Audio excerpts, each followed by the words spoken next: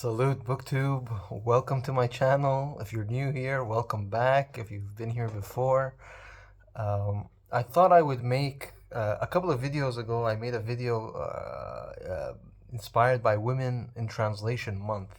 Unfortunately, I wasn't able to, or I amn't able this month to participate because it just came on me very quickly, and I had already had my reading plan set, so I couldn't participate, although I wanted to. But I made a video inspired by Women in Translation with the hope that I would participate next year, hopefully, if I'm still around, if this channel is still around. So I made that video and it got quite a bit of traction. I think it was my highest viewed video since I've started this channel. Maybe my BookTube newbie tag has more views, but this one is, I think, second place. So I was delighted about that, especially because in that video I discussed the book, this one that was translated by my grandfather into Arabic. This is the Arabic version with my grandfather's name on the cover. It's Memoirs of an Arabian Princess, again, which I discussed in that video. So I was happy that that video got a lot of viewers because it was a subject matter that was very close to my heart.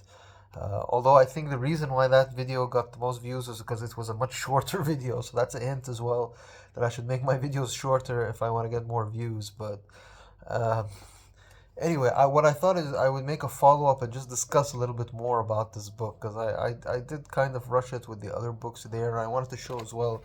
There's some photographs in this in this book as well, in this version, and yeah, I also wanted to show some other resources online, and then, maybe it'll be of interest to people. This book was originally written by, well, this is a cartoon figure of her. Her name, she was born Princess Salama, but she married and eloped with a German man to Germany. She escaped her native empire, of which she was part of the royal family, a princess, the daughter of the Sultan of Oman and Zanzibar, which was an empire that stretched the entire length of the Eastern Indian Ocean, or sorry, Western Indian Ocean, so East Africa, all the way up to Yemen, Oman, all the way up to Iran and Pakistan. I have a map I'll show you to help you, but basically she was a princess of a very powerful empire, and she eloped with a German man, and she escaped to Germany to start her family, and she became a regular German citizen. She lived in a suburb of Hamburg or something. Anyway, that's the story. Again, I mentioned it in the earlier video. And this was her memoir. So when she went to Germany, her husband passed away relatively young. So she was not just without a husband, and she had, I think, 3 or 4 children that she had to feed. So she was in need of money, and so she decided to write her memoirs. And she wrote it in German, and that German version was translated into English in the first translation was translated into English in the early 20th century. I believe the earliest translation is from 1907. So that one counted in Women in Translation Month. And then much later on, in the later 20th century, my grandfather was surprised that this book had not been translated into Arabic language, because it was an Arabic princess about a period of Arabic history that even Arabic people didn't know much about, because it's a very exotic, very less well-known part of the Arabian world, that Indian Ocean maritime empire of the Omanis. So it was such a rich primary source that my grandfather was convinced that it should be translated into Arabic for the benefit of Arabic readers. And there he is, his name is right there on the cover as the translator. So again, I wanted to just discuss it a bit and show you some of the photos of this book. Apparently, so I was just looking at this more in detail. This is actually the second edition of the translation of my grandfather. So he made one, the first edition, And it must have sold really well because this is a second printing run, so it did relatively well at the time that it was released. There's one thing though that I recently went to a bookstore and I saw this as well. I saw a translation by another translator, and that got me. It raised my eyebrows because I'm not sure if that new translator actually just took my grandfather's work, copy pasted it, made a new cover, and is selling it under their name. Because if that's the case, then I do think I have a copyright. I can raise a legal challenge for copyright infringement, but I'm not sure if it's the same one. There's a newer translation of this book that was actually translated from the German into English by the great great granddaughter of Emily or Princess Salama. Um, I'll leave a link to that, etc., at the description, and I'll discuss a bit more about that later. So I'm not sure if this new translator translated the new English version or she just copy pasted my grandfather. But again, the intellectual property rights, etc., in this part of the world where I'm at, in the Middle East and in Asia in general, is not as strong as it is in Europe and North America. So again, I need to check that. I'll see. But in any case, this is the second edition of the translation. Again, a German translated into English, and then my grandfather translated from English to Arabic. So there's the cover. You can see it's sort of like a cartoonish, almost manga anime style cover. But that's supposed to be the princess. I don't know if that's her brother or her father because the story covers both. But then you can see that this was a very powerful maritime empire in the 18th and 19th century. You can see there's a ship on the cover denoting the importance of maritime power. This Omani Zanzibar Empire was again stretching through the East Africa and southern Middle East, the southern Arabian Peninsula, and worked in tandem with the British Empire. The British Navy controlled the whole world, all the waves, ruled all the waves. But this Omani Zanzibar Empire was a sort of ally, and the British allowed them to control that area as regents or as their representatives in the region. I'm gonna. I pulled out a map. I tried when I just did a trial before I started the video, and the glare wasn't that bad. I'm just worried about the glare, but the map will just give you an idea of this Omani Empire. I hope the glare is not too bad. But you can see it right there. So you've got Oman is almost this country right over here. I don't know if the borders are okay. I think this is a bit better. You can see Oman is right there. That's the UAE. That's where I live, and that's the Strait of Hormuz that goes into the Persian or Arabian Gulf. And then there they had parts of Pakistan and Iran, but their empire went down all the way, and it went down all the way in Eastern Africa. You can see here that's Somalia, Kenya, Tanzania, and there's the island of Zanzibar where they had a base. Over there is the Red Sea, and of course the British were controlling India, which is not in this map, and they had the Suez Canal in Egypt.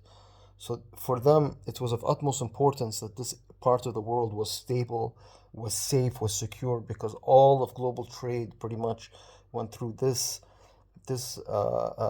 strait over here, the Strait of Mandab, which separates the Arabian Peninsula from Africa.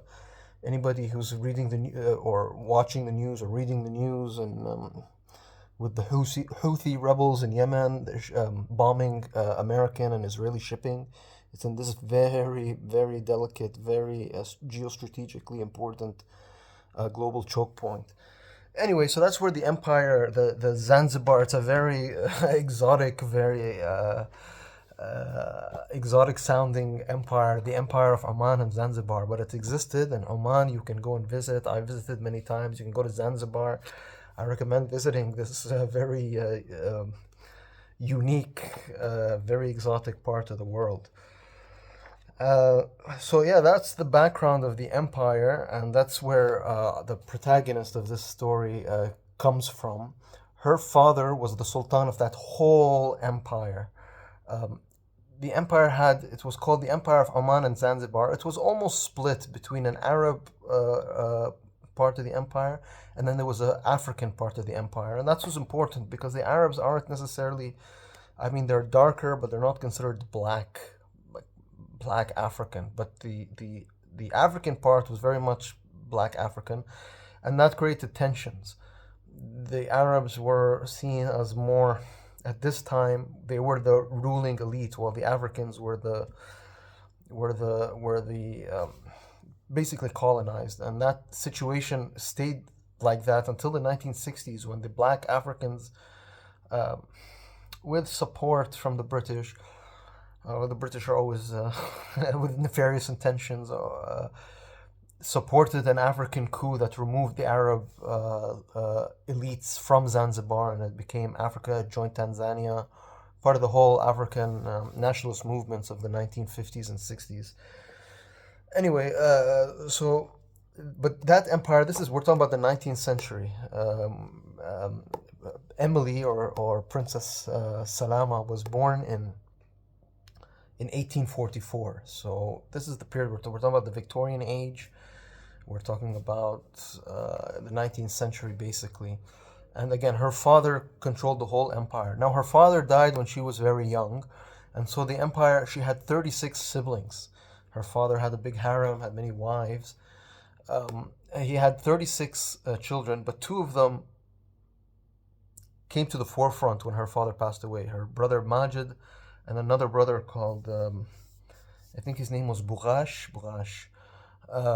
And what they agreed to do was to split the empire in two, to give half of the empire, the Omani Arabic side, to Majid, her brother Majid, and then the African side of the empire was given to the other brother Bughash, and that's where, I mean, she lived mostly in Zanzibar at the time with her mother, her widowed mother. What would happen later, her mother would pass away, and so she was then had to choose between her brothers. Does she support her brother on the Omani Arab side, or does she support her brother on the African Zanzibar side? And that sort of civil war which happens is discussed in this book. But then the story, and that's where we get a lot of the primary sources. She describes what life was like at that time in that region of the world. But then her story, her life takes a dramatic turn when she was living, because she was orphaned at a relatively young age. She was living in her own inherited home in Zanzibar when she met a neighbor who was a German merchant in the region, and they fell in love, and that German merchant impregnated her, and she was pregnant, and she couldn't hide the pregnancy, and everybody knew that the German gentleman was the father of the child. Now, this is Arabia, this is the 19th century, this is a princess who's supposed to be in the harem, who's supposed to be, not speaking to any man, let alone a foreign infidel Christian man from Germany. But she was pregnant, she couldn't hide it, and she was forced to elope and to escape her gilded life in Arabia, in Zanzibar, in East Africa, and she moved to Germany, had children in Germany. She changed her name from Princess Salama to Emily Ruete, which was her husband's name. And then that also discusses that part. That part of her life story is also discussed in her memoirs. So that's just the general outlook of the book. I wanted to show, just again, I didn't show it in the original video. There is a picture of Emily Ruete, or the caption in Arabic says Sayida Salama, the Princess Salama. And she's dressed, I think this picture was taken in Germany, but she's dressed in her traditional Afro-Arab royal dress in that picture. And I just wanted to show again some more, maybe if there's some more photos, just to show to stoke a little bit more interest. I got a few comments asking if this book is available from Arabic. If you're Arabic and you want to read this, I don't think this is available online anymore. But I'm gonna put my email on my channel. So if anybody wants to discuss anything, I'm gonna put my email there, and you can email me to ask any question. And if you're an Arabic reader and you want a copy of this, send me an email. I've got quite a few copies. I can send out. I can't send out hundreds, but I've got a few. So if one or two of you wants a copy, I can send. I can definitely do that. Um, so again, some of the photos. Uh, you can see here. This is okay. This is her brother Barghash, who was made the sultan of the African part of the empire. Again, you can see here that's the dagger, the famous Arab Omani dagger of South Arabia that he's wearing. I made a video about that as well if you want to see that. So you can also see his sword on his side. You can see the famous Omani headdress, etc. But that's her brother there who would fight a civil war with the other brother. This is again, an excellent primary source for life in southern Arabia and East Africa in the 19th century. Here's a photo of it says it's a mother and child, a Zanzibari woman with her child. Again, just as a to get an idea of what they looked like at that time. Here's an Arabia version. What's the caption say? Okay, this is like a traditional woman's fashion. You can see the headdress, which covers a lot of the face and only shows the eyes. But you can see exposed arms, so it's again great primary source. If you don't want to read it and just look at the photos, again you've got a picture of a traditional Arabic man. Again, the dagger. I don't want to keep because I haven't marked where where the photos are, but what is this? Yeah, here you can see. Well, this photo isn't very clear, but the caption says Zanzibaris transporting fruits to the port. Now, in Arabic, they say the Zanzibar, they call them Zunuj, which is, or Zinji, which is a bit, is a controversial word to use because it has racial overtones. It typically denotes a black man. Equal in the English version might be the N word, but again, so you got to be a bit careful because it gets racial. There's a racial element, definitely. There's the government house in Zanzibar, very colonial style. You can see the sort of European style light post and the very colonial architecture.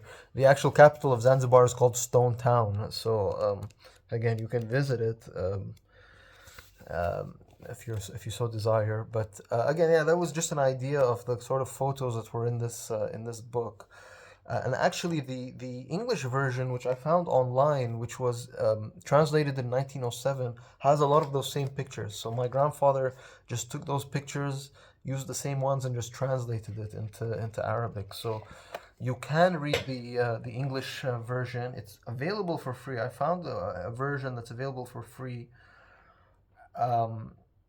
And I'll link it. I'll link it in the description. I'm actually tempted, if it's from 1907, it's out of copyright. I'm tempted to do a read along, like a read aloud on this channel. This is the Arabic version and it has photos and it's much bigger and it's big font, but it might qualify for a shorty September. I'm not sure, but if I see a lot of interest in the comments that I should do a read aloud, I might do it for the English version. But in either case, I'll put a link to the English version below in the description. I'll also put a link for the version,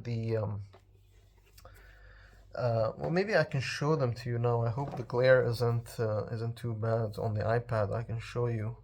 Also, my internet, as I mentioned, I'm changing the internet in this room, so it might not be strong and it might not load. Okay, that's the cover of the English translated version. So I'll leave a link to that. It's from the University of Pennsylvania Digital Library. Here we have, this is a website. Again, there is Emily Ruete or Princess Salama, whatever you prefer. This was a website made by her great granddaughter, who actually made a new translation very recently from it's mentioned again. I'll link this website below in the description box. Her great great granddaughter has done another translation of the German into English, which she claims is a much more original version, or a much more uh, authentic or improved version or translation, and much better than the 1907 edition. So I'll link that one too. That one is probably under copyright, so that one we can't. I can't do a read along. You can't probably find online, not legally at least, but you can probably buy it at this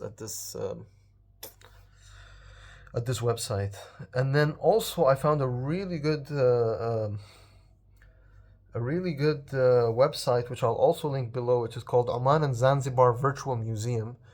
Again, the glare isn't very good, but there's a section about Princess Emily Ruete, they call her, and there she is again in that photo. Oops, just um, there she is, and there's also more descriptions. You can see a picture of her palace, which is now, I don't know, I don't know how well preserved it is. You can see pictures of old Stone Town, which is the capital of Zanzibar, colonial outpost in East Africa.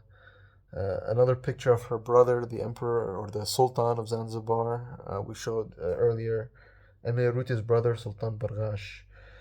So there's a lot of photos, and then this website is not just, it's not just about Emily Ruti, it's about Oman, Zanzibar, the East African Empire, the Omani East African Empire.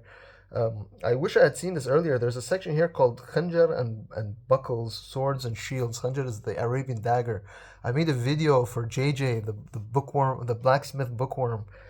I wish I had seen this website, because there's a lot of photos of nice daggers as well as swords.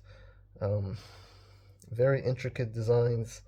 You can see the level of detail in the silver, etc. This is the handle of the dagger. Um,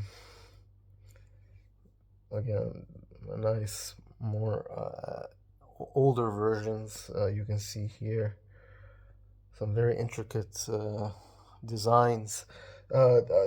So you should go see that the dagger video that I made. Here's another nice, very beautiful one with a. So I wish I had put this one, or I had showed pictures there. I wanted to show one with the actual blade. I think there was one somewhere here, if I can find it quickly. But if not, well, I don't want to waste too much time looking for it. But um, if you go on this website again, I'll link it, and you can take your time and take a look if you're interested in this kind of stuff. Um, and Before I wrap up about Emily Rute and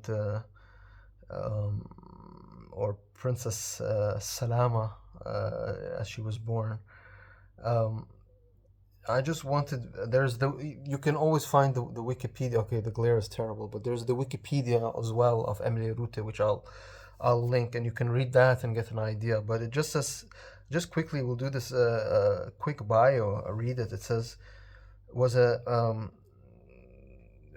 Emily Rute, born Sayida Salama bin Said Al Said, was a princess of Zanzibar and Oman. She was the youngest of 36 children. Okay, she was the youngest of Said bin Sultan, the Sultan of the Omani Empire.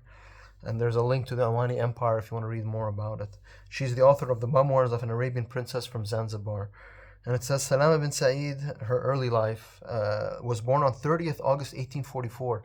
So I'm filming this on the 23rd, just a week before her birthday, her 181st birthday. So that's a nice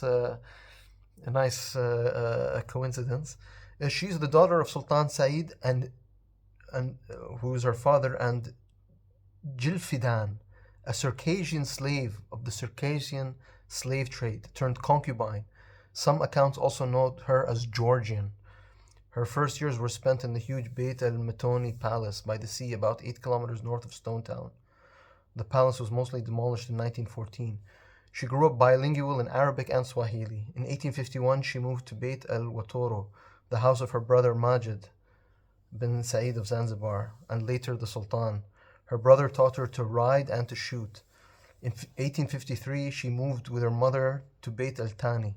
She secretly taught herself to write, a skill which was unusual for women in her culture at the time. And thankfully, she learned how to write, because her book again as I mentioned in my first video, it's the first memoir written by an Arabian woman that we have. So her father died in 1856. She was declared of age, 12 years old, and received her paternal inheritance. So yeah, as I mentioned, she lost her father, then she lost her mother, and at a young age, she was pretty much alone. And then, while living alone in Stone Town, she became acquainted with her neighbor, a German merchant, Rudolf Heinrich Ruete, and became pregnant by him.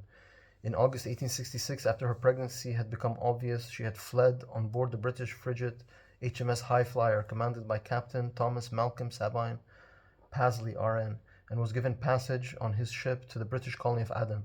There she took Christian instruction and was baptized prior to her marriage at Aden on 30th of May 1867. She gave birth to a son, and it continues. Of course, I also skipped the paragraph about the civil war between her brothers, but again, you can read that at the Wikipedia, or you can actually read the actual memoirs and get it right from the horse's mouth. So, just before I wrap up, there's a nice photo. Maybe I can show it. Hopefully, again, the glare isn't too bad, but there she is. That's Emily Ruete, the Princess Salama, her children, and then her German husband. She again elopes with him to Germany, and she lives in like a semi-detached house or something like that in suburban Hamburg or whatever. So a big lifestyle change. So a very interesting story. Again, I know I have the family personal bias, personal stake in the thing, but again, I wanted to make this video as an amendum to the first video, just to discuss a bit more, show the photos, and then see if there's interest for a read aloud. I might do it. There's a lot of not weird, but maybe for a Western audience, strange sounding names, pronunciations. So maybe I can be helpful in that. I don't know how good I am as a reader, but if there's interest, maybe I'll do it. But if not, definitely check out the links, and then you can read it at your own leisure. I'll link to the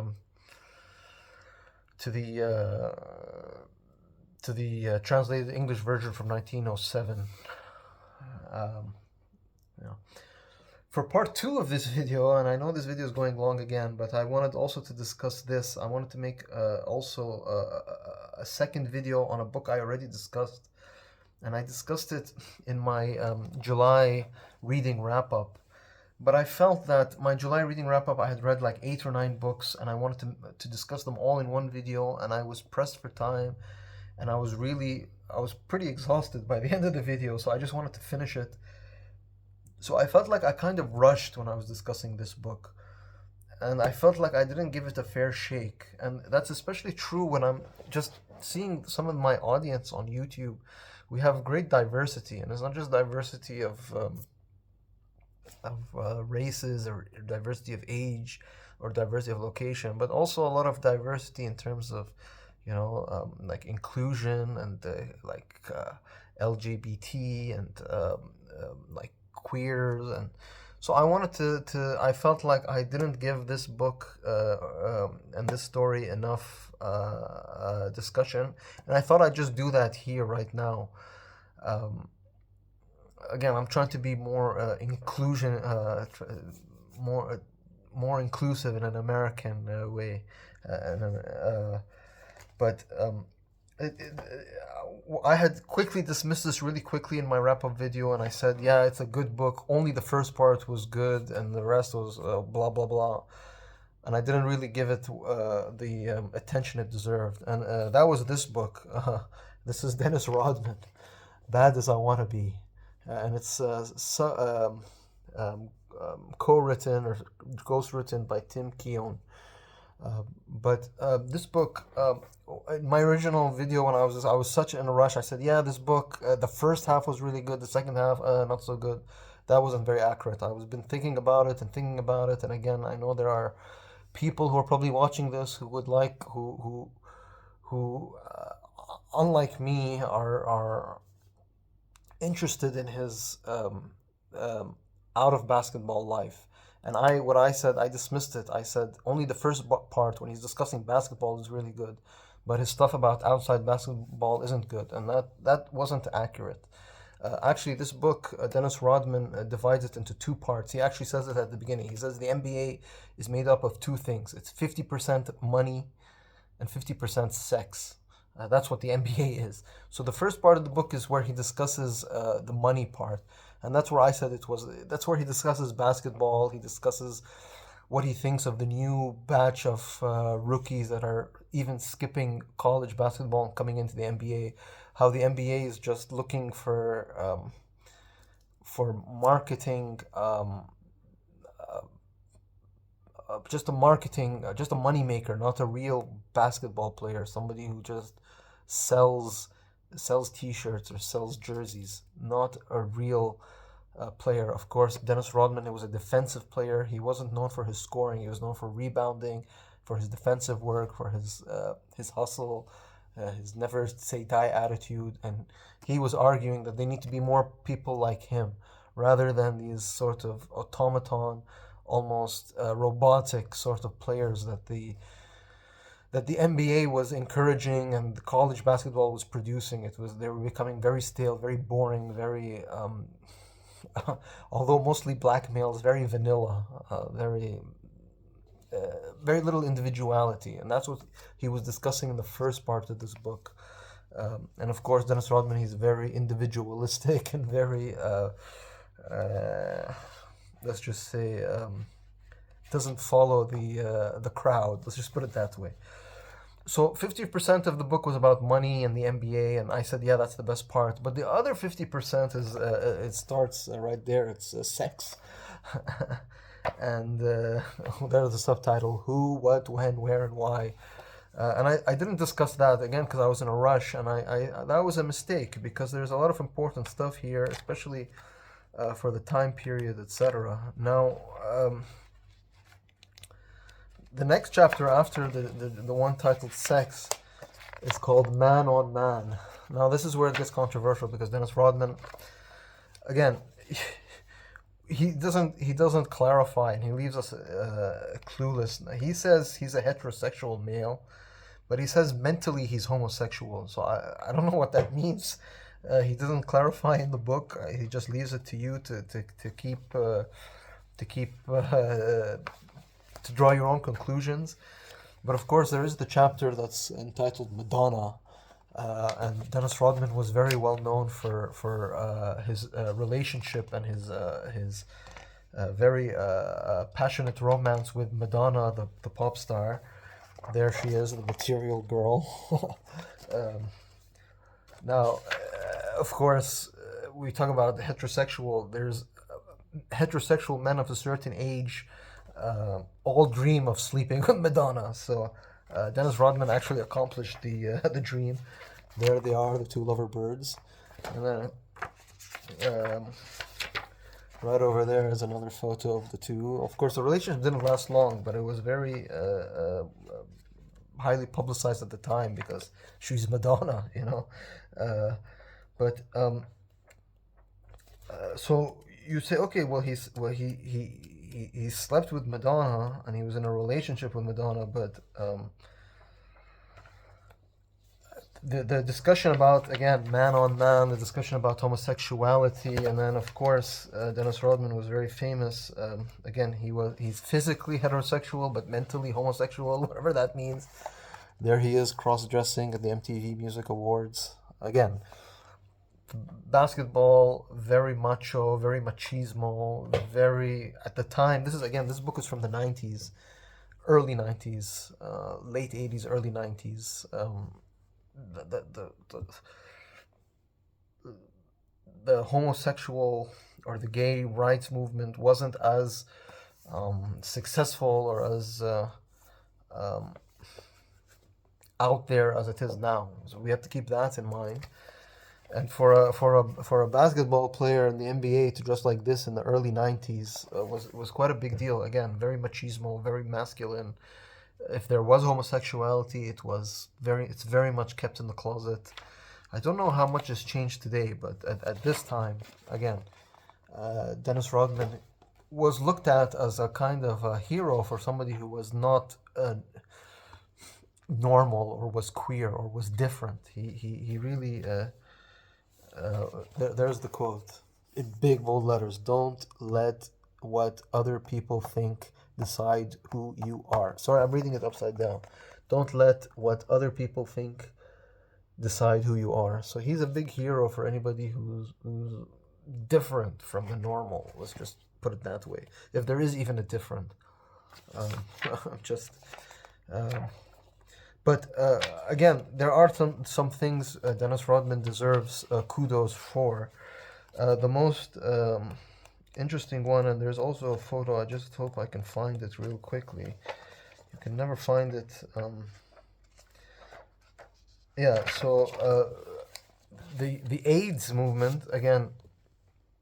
AIDS, when AIDS first came out in the mid 80s, which is not too far from Dennis Rodman's peak in the NBA, was thought to be a gay man's disease. It was transmitted between gays. The religious had used it as evidence that homosexuality was sinful, and this was God's wrath to the gay people, that he invented this disease, or this disease was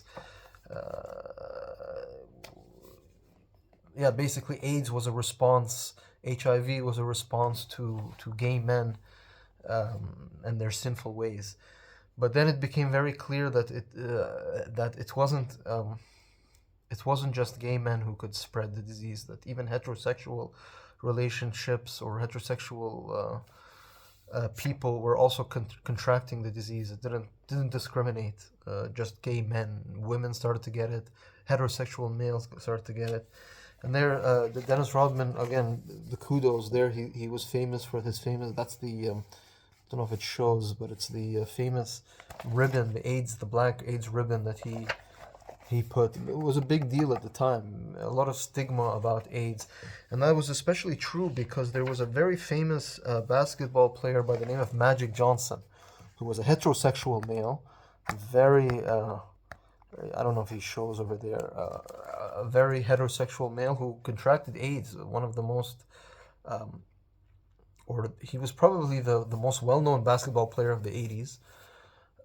He contracted AIDS, and he had to leave basketball. He had to get treatment. But luckily for Magic Johnson, he was able to get some of the best treatment. He caught the disease early, and he was able to cure himself, and he was able to come back to the basketball court. And when he got back to the basketball, again, AIDS was still relatively new, and people were still worried about contact with somebody with AIDS, etc. And the first match he had, him as the forward, or as so I don't know my basketball terminology, but him as the offensive player, who was he facing in his first game, and who was the defensive guy who was marking him, we can say? That was Dennis Rodman, his first game back. And there's the quote. It says, "Magic, I don't care if the guy I'm guarding is HIV."